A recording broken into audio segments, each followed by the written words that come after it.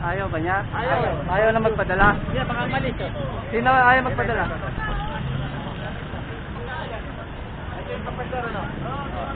Sino ba siya? Sino siya dito? Sino siya dito? Yan. Sir, Marami mo tama eh. ikaw ba ayaw mo magpadala sa ospital? Sino ka mag-anak mo Hindi, dito? hindi po. Ano natin. Baka mamaya may bali sa ganito yan. Kayo po ang sasama sa ospital. Kung kayo po ang magdidesisyon, dapat kamag-anak niya kayo. Kayo po ang sasama sa ospital. Basta ayaw mo, wala naman eh.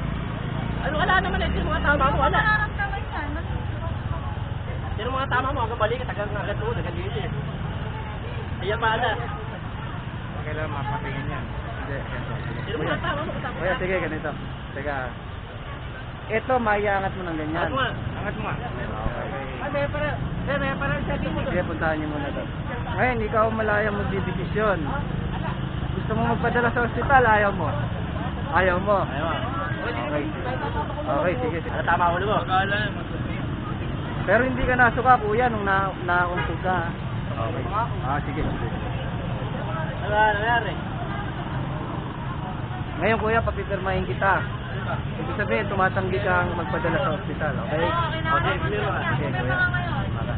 Sir, hindi naman, babasahin ko naman siya. Sige po.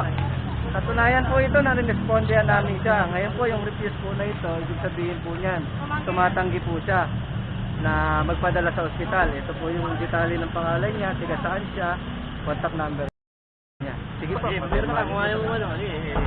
Eh, nakasaksi na ako sa... Kuya, buong pangalan mo, tapos pakipirmahan mo. Nakainom ka pa, kuya? Kumuha nga lang po ako. Okay. Kuya, kayo po ba ito?